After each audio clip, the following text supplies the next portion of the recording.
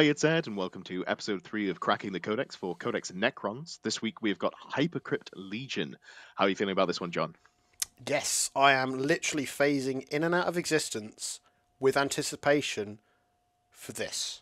It's literally just my jam. It's my jam. Fantastic. It is a fun one. I do like this, and we have just had the FAQ come through from Games Workshop as of time of recording. We are now aware that Necron Immortals no longer do just a bucket ton of mortal wounds. So we're going to be maybe seeing people try experimenting with the other detachments now, which will be interesting. Yeah. So, faction trait.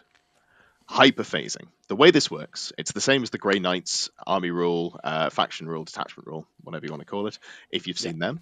At the end of your opponent's turn, you select up to 3 units in a 2,000 point game that are outside of engagement range of enemy units. There is an enhancement that ups this to 4. So effectively, at 2,000 points, you're going to be picking up to 4 units from your board at the end of your opponent's turn, and then put them into strategic reserves.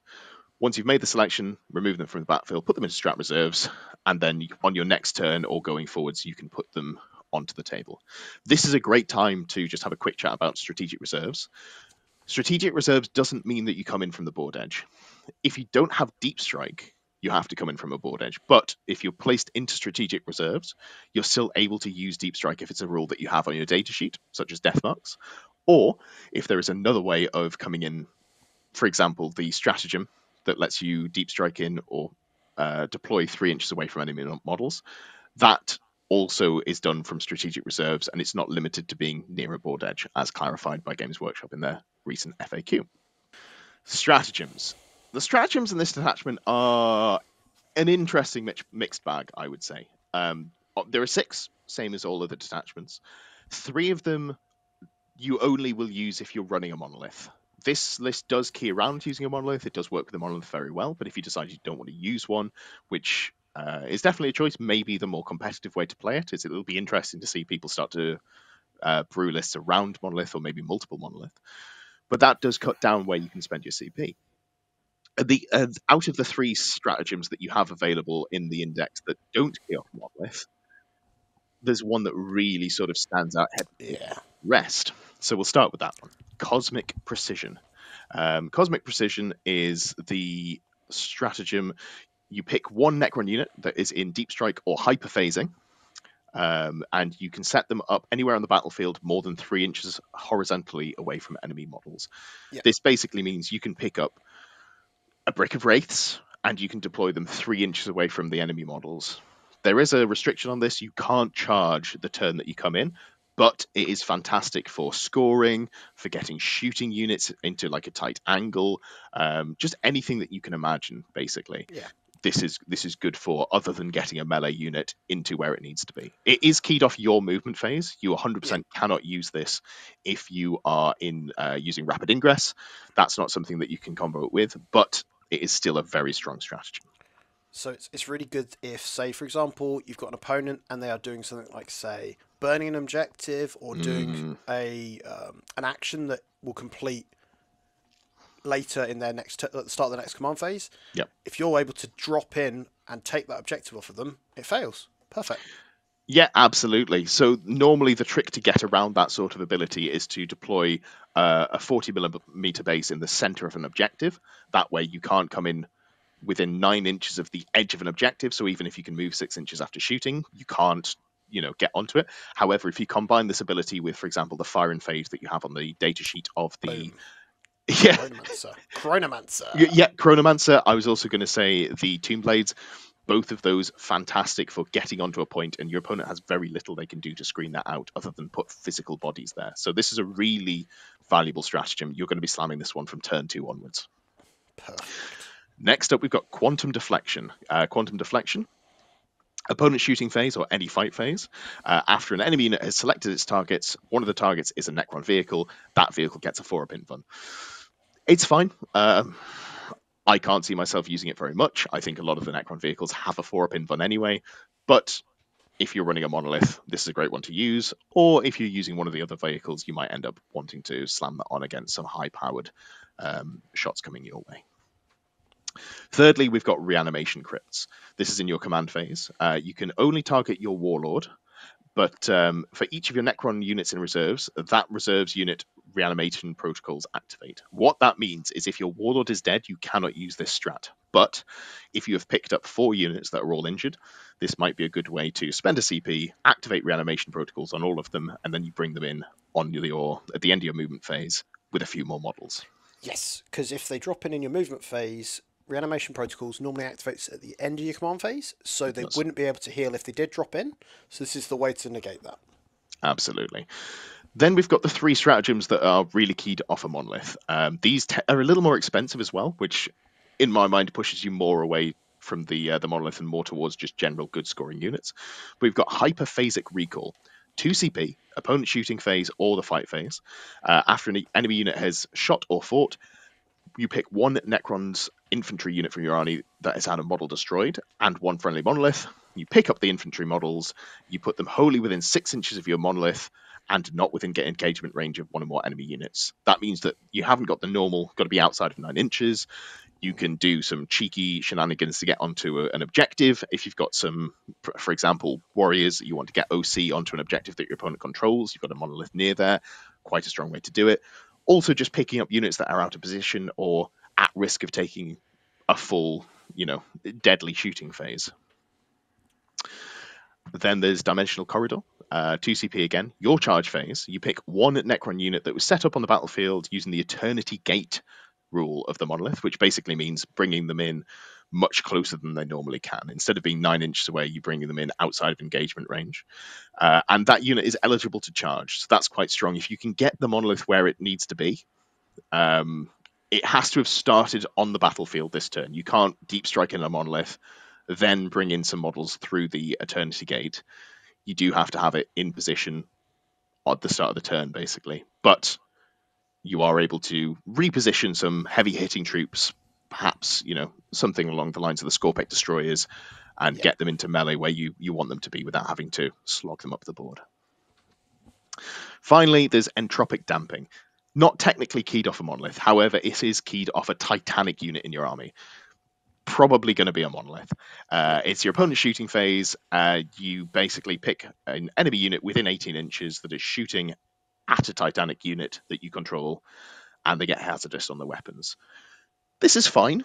To be honest, most of the things that you'd want to put this on already have the special rule. The one that really jumps out to me are the Crisis Cyclic Iron Blasters. They've already got hazardous, so you're looking for something with multiple weapons that wants to shoot at a vehicle. It's not a particularly common combination. It is, yeah. And the high output, like high rate of fire as well, is better. Oh no, it doesn't affect it at all. Ignore me. So there we go. We've got 1 incredible stratagem, 2 more niche. I do quite like reanimation crypts, getting that little sprinkling of models back after you've done your movement shenanigans. And then we've got 3 keyed off the monolith. There is also rapid ingress. My absolute favorite stratagem at 10th edition. I'm glad that I've got a chance to talk about it. This is great because you're going to be putting so many models into strategic reserves. There is a limitation. The models that you pick up at the end of your opponent's turn won't be able to rapid ingress until the next turn. You can't just pick them up at the end of your turn and then immediately bring them down. You do have to play a little slower, a little more cagey with something. But if you have, for example, a unit of Wraiths or a melee unit, it is quite nice to be able to pick them up. Then your opponent does their moving. You find a nice little spot that they're not going to get shot to pieces or charged. Rapid ingress them in, and then on your next turn, they can move closer, get into combat, which is really the weakness of an army like this, where you're sort of relying on 9-inch charges if you want to get melee infantry in.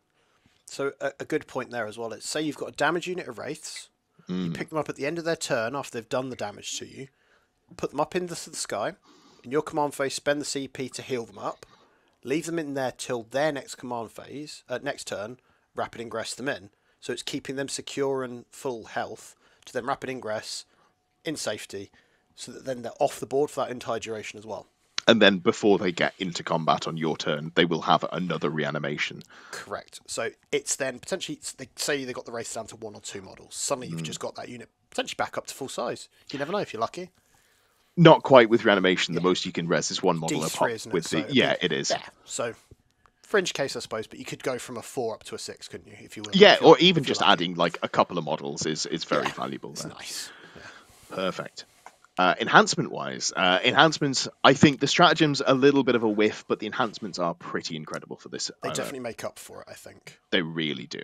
We're going to start off with Dimensional Overseer. This is the one we've spoken about already. While the bearer is on the battlefield or in strategic reserves, you increase the number that you can select for hyperphasing by 1. So at 2,000 points, you go from being able to pick up 3 units to being able to pick up 4 units. Nice and easy, 10 points, Nice. job's a good one. 25 points, Arisen Tyrants. Each time a model in the bearer's unit makes an attack, reroll a hit roll of 1. But if they enter the battlefield this turn, reroll the hit roll instead. This is very nice. This can go on a Cryptech with warriors, for example. You could put them with immortals if you wanted to just really fish for some like high output shooting, or you can put them with heavy destroyers, because heavy destroyers are just a real delight in this detachment. We've also got Hyperspatial Transfer Node. That is just a flat 6 advance. This is basically the translocation cloak that you can get for a Overlord. The Overlord with translocation cape gives you the flat 6-inch advance. This is just a 15-point enhancement to make another character do that. I'm not in love with this. If I want to be mobile with this detachment, I'm probably just going to pick them up and put them back down. Yeah. But maybe there is a use for it. Maybe you want to get a melee unit with, a base 5-inch move. For example, Lich Guard, something like that. If you want to get them more centrally and you want to sort of play behind terrain and set up a charge for your next turn, that might be good. Yeah. Finally, you've got the Osteoclave Fulcrum. 20 points. And what this does is it gives the models in the bearer's unit deep strike. This is incredible because you're going to be picking up a unit and then putting them back down every turn. And suddenly it's not just, for example, your death marks that have deep strike and go anywhere on the board. Yeah. It is a heavy hitting unit of, let's say, heavy destroyers. Being able to find those angles instead of having to come in from the board edge really increases the versatility of units like that. And not having to spend your once per turn strat to do it. Absolutely. Being able to bring in something in your opponent's backline in a really tight pocket and also deep strike in those heavy destroyers that are trying to light up, for example, some sort of valuable target on an objective and get that nice shooting angle there. It's also quite nice as a defensive tool because it means instead of having to go in a very telegraphed area, you can potentially find quite a nice shooting angle that you can be safe from reprisal when it comes around to your opponent's turn as well. So it's a nice versatile one there. Moving on, units of note. It's pretty obvious. The things that are good in this really are very good in this. Death marks, inbuilt deep strike. They're an incredible scoring unit. Just great to have. Tomb blades. They can fire and fade. After you've, shot with the unit, they get to make a 6-inch move. They can do this even if you brought them in from reserves. You can either combo that with coming in 3 inches away and then moving on to an objective, making it basically impossible for you to be screened off objectives. Or you can do it from, strat reserve, just from the board edge. You can come in, set up for a next turn, or move on to an objective that's near a board edge. A lot of really flexible mission scoring there. We've also got the Lockhurst Heavy Destroyers. The normal destroyers as well, but the Heavy Destroyers have the highest ranged output for their points in Hypercrypt. They are incredible. Both the anti-infantry and the anti-vehicle / anti-monster weapons are good. As you'll see as we go on to our list that we have stolen from friend of the show, Mark Crumbleholm, for his Nottingham GT event this weekend. Finally, the monolith as well, because this is, if you want to run a monolith, this is probably the detachment to run it in. And I think now that we've seen Immortals curbed their output, they're no longer doing mortal wounds. If we see a points increase on perhaps Wraiths and Catan, the monolith suddenly becomes a lot more attractive because the very obviously good units are curbed a little in power. And who doesn't like a 2-up save with 13 wounds, 22 wounds and 13 toughness? I was going to say chunky. It's really chunky. It's It really is. And you can give it a 4-up invuln if you need to in this detachment, which is always nice to do. Perfect. All right. So, as we said, Mark's list, Teleportmanto. He's taking this to the Nottingham GT this weekend. and it is an incredibly interesting list. I believe he's the only Hypercrypt player at the Nottingham GT. Almost everyone's going the Calyptic Court. Really excited to see how he does with this. Hopefully takes some names, has a great weekend. So, the Chronomancer has a Risen Tyrant. That is the full rerolls to hit on the turn you come down, and as far as we can tell, that'll be joining the 10 Warriors. They've got lethal hits. They're going to be fishing for 6s with full reroll to hits, just sort of getting good, consistent output into most targets. You've got a Lockhurst Lord with the Osteoclave Fulcrum, giving a unit deep strike. That's going to be going either with the Lockhurst Destroyers or the Lockhurst Heavy Destroyers, depending on where he needs it to buff up. He's got a Technomancer with Dimensional Overseer, increasing the number of units he can pick up and put down by 1. Always good. And then he's got the Nightbringer Catan. This is not a Catan detachment, but Catan are just incredible. And you know what makes Catan even better? Being able to pick one up at your opponent's turn, bring it in 3 inches away on your turn, and then at the end of that fight phase, just splash mortal wounds to every enemy unit within 6 inches. It's not like an incredible, massive mortal wound bomb, but if you can find a little niche where you hit 4 or 5 enemy units, that's going to be a lot of damage, and then they have to deal with a Catan that is in their lines. Yeah. I'm hoping I don't have to play against it, because that is a slightly terrifying thought. He's then paired. He's got, it's good stuff after that. There are so many units in this army, which is something that we don't necessarily see if you're looking at playing like a Wraith spam list or the Cryptek Calyptek Court list as well. There's a unit of 6 Wraiths joined by the Technomancer.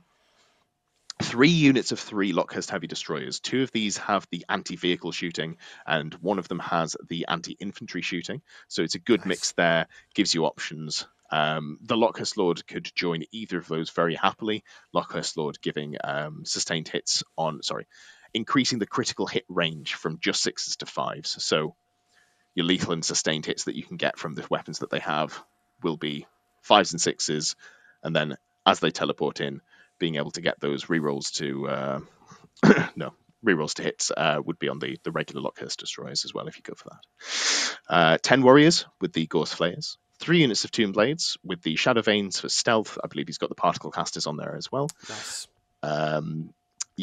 Fantastic unit. 3x5 Death Marks, just great. And then 2 individual Lockhurst Destroyers. We've seen people running these in all detachments, just as a general 30-point scoring unit. I don't love them there. I do love them here. It's just a 30-point model with a really small base. I think it's a 60 mil. So not a small base in general, but compared to deep striking a full unit of models, quite a small footprint. You can just try to pick that up, put it down somewhere.